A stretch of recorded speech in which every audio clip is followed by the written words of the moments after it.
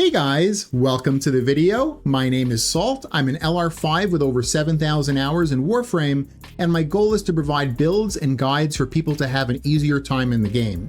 And today we're taking a look at the brand new Warframe Nokko. But before we start, let's go over our commenter board. The first commenter of the last video was Pepper the Short One, and the top commenter of the last video was Nick Pereira 7309. And then we have our recent channel supporters here of Elite Reverser, Whoop-de-Wham, and Nice Bear. Thank you so much for your support. So we're going to go over Nokko's abilities first, and we're going to start with his passive. But before we do, it's important to know that his 1 and his 2 are just two different types of mushrooms that he throws out, and they stay in place for a good amount of time. And that's going to be important when we go over the passive. So now the passive here is when Nokko dies, as long as one of those mushrooms was out, doesn't matter whether it's a mushroom that was from the 1 or from the 2. As long as one of those mushrooms was out, he's going to revert into this like miniature sprawling mushroom form. And when you're in that form, you have a time limit where as long as you run and get to one of your mushrooms, you're going to self-revive yourself. Nokko's 1 is Stink Brain. This is a mushroom that you throw out. You can have a maximum of 4 of them out at a time. And this is going to pulse every 3 seconds, viral damage, viral status, and put enemies to sleep. Also, if you jump on the mushroom, it's going to act like a trampoline, and every time you bounce on it, it's going to force one of these pulses. Nokko's 2 is Bright Bonnet. This is another mushroom that you throw out. You can have a maximum of 2 of these out at a time. And this one pulses every 3 seconds for energy for you and your team, and also a ability strength buff. And like his 1, you can also jump on this one and bounce like a trampoline, and every time you bounce on it, it's going to force one of these pulses to happen. It's important to know though, the ability strength buff does have a cap to it. So, you can't infinitely bounce on this and make a crazy ability strength number, but you can keep bouncing on it for the energy restore.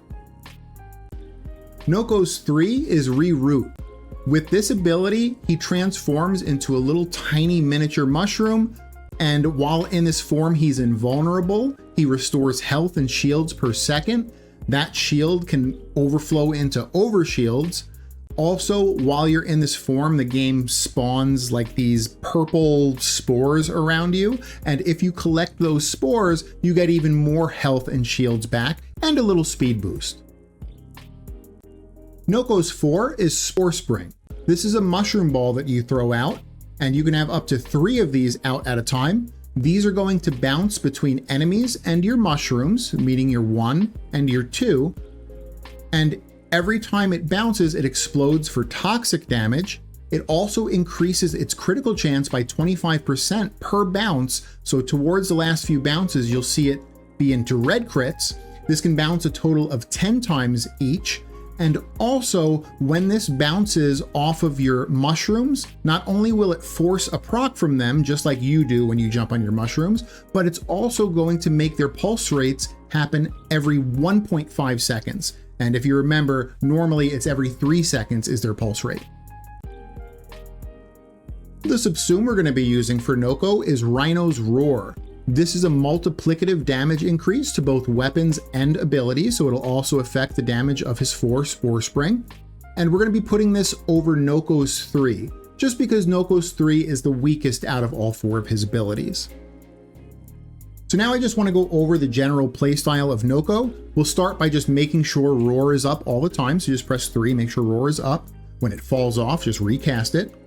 Next, we're going to cast his 2 twice because we can have 2 of those mushrooms out at a time. This is the one that gives us ability strength and energy. Next, we're going to cast his 1 4 times. This is the one that does viral priming. So you want to make sure you're kind of spreading these out depending on how big the tile set is. This is not that big of a tile set, so I can throw maybe 1 there, 1 there, 1 there, and 1 there, and it pretty much covers the entire room. And finally, we're going to cast his 4 3 times because we can have 3 of those out at a time. So I'm going to go bam, bam, bam. And those will bounce around to enemies and mushrooms. Obviously, we don't have enemies out right now, so it'll just bounce around to the mushrooms here. Now, everything, his 1, his 2, and his 3 have very long durations, or I shouldn't say his 3, it's Rhino's Roar, but the 3 has very long durations. It's his 4 that you're gonna have to recast about every 10-ish seconds, maybe even sooner than that, just because they only bounce 10 times, and then you'll hear, or you won't hear bounces anymore, and you'll be like, oh man, I should throw 3 more of those out, and you throw 3 more of his 4s out. So just keep that in mind. Once you have your setup though, and once you have those 3 balls out, you can just go to blasting with your weapon, and that's pretty much his whole playstyle. Now let's go over the mods. First, we have Primed Redirection. This is going to give us a full 2.5 second shield gate. Umbral Intensify for ability strength. Blind Rage for ability strength. Augur Secrets for ability strength. Overextended for plus 90% ability range. Stretch or Archon Stretch for plus 45% ability range. Archon Stretch is a bit overkill. You could probably just run regular Stretch too. If you really, really want to be min-maxy, you can run the Archon version, but honestly, Nokko has no issue whatsoever on energy because of his 2 Bright Bonnet. So, you know, the energy regen effect from Archon Stretch is pretty irrelevant. So if you don't have the Archon version, or if you just want to be, you know, a little bit cheap on capacity, you can just run regular Stretch. It's completely fine. Next, we have Primed Flow. This is going to increase our energy pool. This is important because even though Nokko doesn't have any energy issues, he is a setup frame, and his typical setup is press 2 twice, press 1 4 times, press 4 3 times, and he has to press his 4 3 times like every 8 to 10 seconds. So even though he has no energy issues, he's spamming a lot, and the increase to energy pool allows you to be able to spam without having to wait for pulses from Bright Bonnet, if that makes sense. Next, we have Archon Continuity. This is plus 55% ability duration, and this also turns our Toxic procs, remember his 4 is exploding for Toxic, into Corrosive. So this actually turns it, Archon Continuity actually kind of turns his 4 into some partial armor stripping, which is really, really nice. Next, we have Growing Power in the Aura slot. There are some options over this, and I'll go over that afterwards. This is just going to give us some more ability strength. Cunning Drift for plus 15% ability range. In the Arcane slots, we have Molt Augmented first for 60% ability strength when it's fully stacked up. And then Arcane Aegis for on shield damage, 3% chance for plus 30% shield recharge for 12 seconds. This may seem weird, but Arcane Aegis with Primed Redirection is pretty much our entire survivability. So it's really important to have both Arcane Aegis and Primed Redirection, or, I mean, honestly, any kind of shield capacity. You just want to try to get your shield gate up to as close as you can to the maximum of 2.5.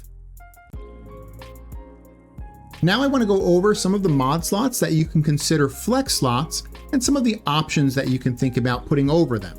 And we're going to start with probably the easiest one to consider a flex slot, and that's actually the Aura slot. So Growing Power is pretty decent on this build. This just gives us another 25% ability strength. But if you want to have a safer time on this build, and you don't want to be as greedy as me, I'm trying to get more ability strength here, but if you don't want to be as greedy and you want to have a safer time on this build, Brief Respite is really nice. This is on an ability cast, 150% of the energy spent goes to your shields. So this is kind of like a super augur effect. So, you know, the augur effect is only 40%, that's 150% of it. So it's really nice. It's a lot safer going for Brief Respite than it is Growing Power. The other thing that you can think about, and this is another greedy option, just like Growing Power is Corrosive Projection. Remember, we're getting partial armor strip already by using Archon Continuity and the 4 bouncing around, and now those Toxics are giving us Corrosives. So having a little bit of partial strip from that, plus Corrosive Projection, could give you more damage. So Corrosive Projection and Growing Power are the greedy options to get more damage. And then the safer option that'll just, you know, have you have a safer time on the build would be Brief Respite.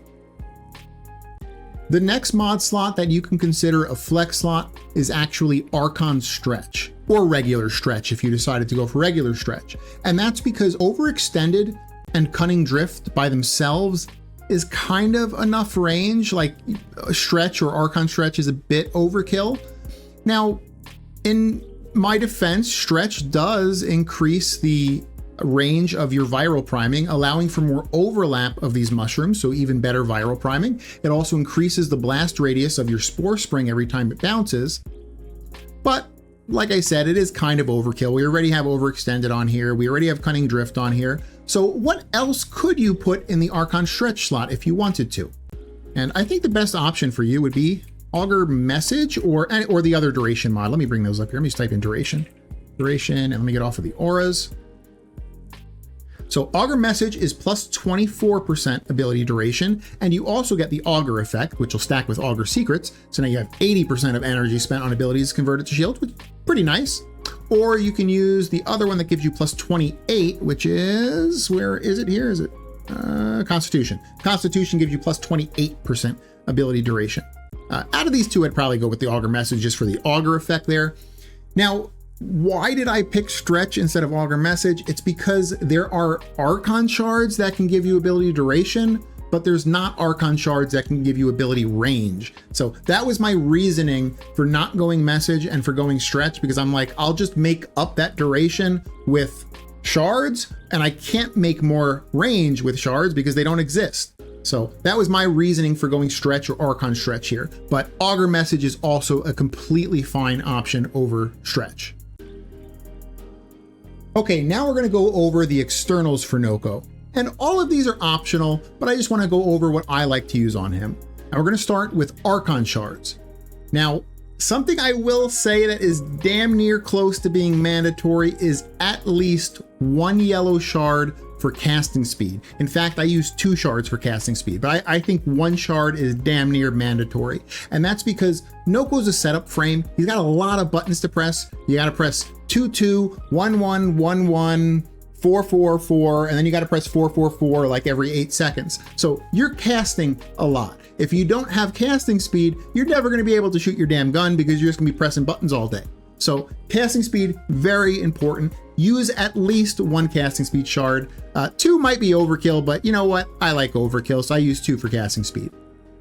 I use 1 shard for ability strength, which I think is okay. And then I use 2 shards for ability duration. But honestly, these 3 reds, you can kind of use whatever you want. If you want all 3 of them to be duration, that's fine. If you want all 3 of them to be strength, that's fine. If you want to do some wacky stuff with some other colored shards, that's fine too. I think the only thing with Archon shards that's important is at least use 1 for casting speed. When it comes to primaries and secondaries and what works best for Nokko, just keep in mind a few things. 1, he casts a lot and he doesn't have a huge amount of time to use his weapons. And so you don't want to be going for like precision weapons that need to stack galvanized scope or anything crazy like that. You really want easy to use AoE weapons. And that brings us to the second part of why you want that. And it's because you bounce on the mushrooms. Even if you're not intending to bounce on the mushrooms, sometimes you just bullet jump and accidentally bounce on them. And that happens pretty damn often. So you don't want to be using a precision weapon and you're bouncing and flying all over the place. So do yourself a favor, find a really nice AoE weapon that's easy to use, that you really like, and that's going to give you a lot of value, even if you only shoot it, like once every 2 or 3 seconds. For me, I think the Kuva Ogress gives you huge amounts of value because not only is it a big AoE weapon, but you also have the augment for it called Nightwatch Napalm that just leaves a lingering like fire pool behind. So even if I only shoot the Ogress once every 3 seconds, I'm still continuing to get value out of it. So I think the Ogress is a great combo for it. I think some other good combos for Nokko might be like the Kuvazar, the Spore Lace or Kit Gun, whether you like the primary or secondary version better. I think all of those are good options. You guys could probably think of some other good like AoE options for Nokko there. When it comes to melee weapons, there's not really one that super combos with Nokko. You can pretty much use whatever you want. The only thing I'll say is that because you are looking for AoE weapons on Nokko, some AoE weapons suck against the Acolyte. Like I'm using the Kuva Ogress personally on my Nokko, and the Ogress is not the best versus the Acolyte. So I'm going with a kind of standard high damage melee weapon for Acolyte killing. But other AoE weapons have no problem killing the Acolyte, like the Kuvazar, for instance, just chews through the Acolyte. So that's up to you. You can also go with a melee weapon that has a passive effect that works all the time, like the Kratos Incarnon. You just passively get parkour velocity for just simply having it on your build. Same thing with the Okina, Anku, and Bow Incarnon. You just get passive movement speed. So you can consider those. When it comes to focus schools for Nokko, it's kind of like the melee weapons where you're pretty much free to pick whatever you want, just because all of their passives either don't affect our build at all or affect it extremely minimally. Like the armor from Unairu we don't need, the affinity range from Vazarin we don't need, the energy from Zeneric we don't need, the decreased melee combo decay we don't need because we're not a melee build from Naramon. The only passive that really does anything for us is Matarai, that just gives a very, very small increase to damage, but it is like so minuscule it's barely noticeable. So if you are the laziest person in the world, which I mean, I'm pretty lazy, don't get me wrong, but if you're the laziest person in the world and you never want to use any of the active effects of the focus schools, just pick Matarai for a very small amount of extra damage. Otherwise, go through all the focus schools, see what their 1 and 2 abilities are, like their actual active abilities, and just pick the one you like. So you're going to be looking at more of these for their active abilities. When it comes to pets for Nokko, I believe robotic pets are going to be your best option because of the Guardian mod that they get to use. Now, within that class of robotic pets, which are the ones that I think kind of shine? I personally think Worm Prime shines because he gets the negate mod that removes status effects from you. Status effects can be very detrimental to shield builds. The other one that I think could shine is Carrier Prime. And that's because, again, on Nokko, you're using AoE weapons. A lot of AoE weapons have horrible ammo economy. And the pet Carrier Prime has a specific mod that helps with ammo economy. So both of those robotics, I think, shine the most. The one that I think a lot of people automatically assume is the best, because it's the one I use a lot of times myself, is the Robotic Hound. But you have to ask, why is the Robotic Hound so good? It's good because it's the best ranged primer in the game. What is ranged priming good for? It's good for weapons that have multiplicative gun CO. Again, we're on Nokko, we're using AoE weapons which can't benefit from gun CO. And so we don't really have to worry about that part with the Hound. That's why, even though the Hound's still, pretty good and might still be okay on Nokko, you don't get the big value out of him like you would on some other frames who can actually use multiplicative range CO weapons. This is how you build out the new Warframe Nokko. I hope you guys liked it, and if you did, consider leaving a like and subscribing for future content. So now I'll leave you guys with 5 minutes of gameplay showcasing the general playstyle of Nokko. Again, thank you so much for watching, and I hope you guys have an amazing day. All right, bye. Alrighty, we're about to start this 5-minute gameplay portion up here. Let's go ahead and hack the terminal and get into Nokko. I'm gonna hope to get a good tile set to showcase them. Actually, you know what? They're all kind of coming from back here. We're gonna show them in this tile set here.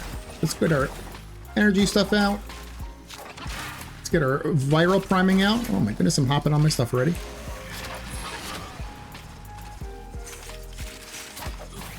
Three of the balls out, and now we can start shooting our guns finally.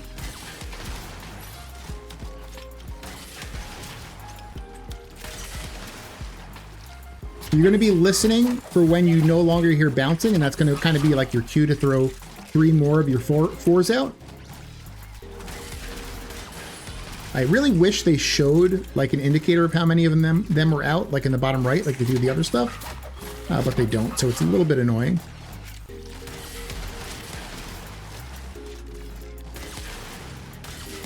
See, I'm not really even intending to like bounce on them, but just bullet jumping around, you'll be bouncing on your little mushrooms there.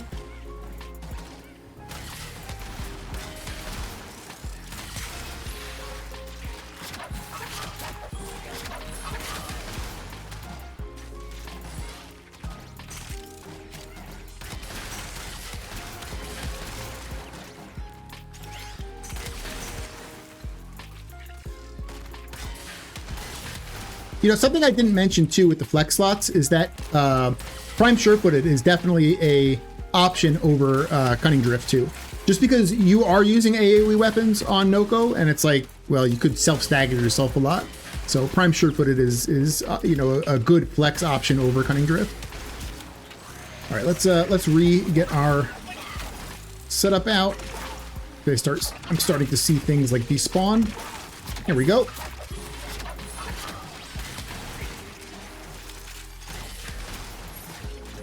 You see here, there's like only 3 doorways, so I'm actually not throwing 4 of the one mushroom out. I'm throwing only 3 of them.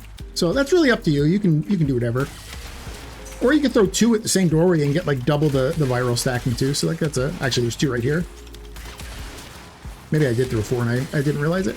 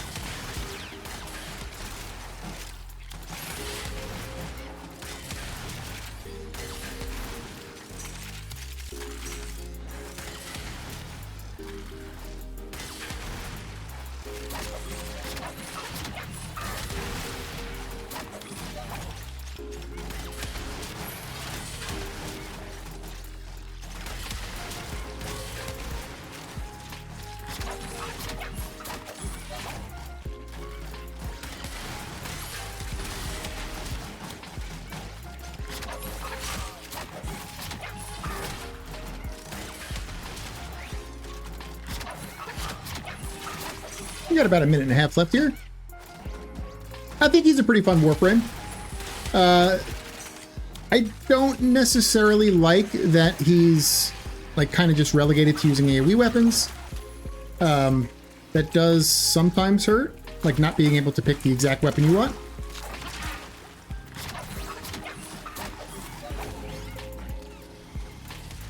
I mean, you technically could pick whatever weapon you want. It just might not work the best on him because you're going to be bouncing in the air with it. So yeah, AoE weapons just end up working like the best with them. But then again, there are other frames that are like that too, right? Ureli, if you choose to stay with her board, you have to kind of use easy to use, like non-precise weapons too.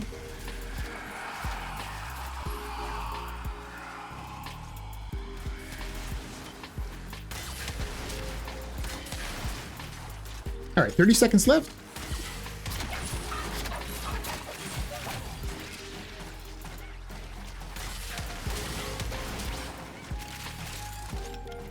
And you could technically just like sit on top of this thing and just keep bouncing. And like shoot from up here. It's always an option. Just embrace the bounce. Just stay bouncing the whole time. All right, so that's 5 minutes. We got Thoraxid. Let's go ahead and deal with them. They're already both dead. Get back here. What is he doing? Dude's running away. All right, that's 5 minutes on Nokko. I'll see you guys in the next video.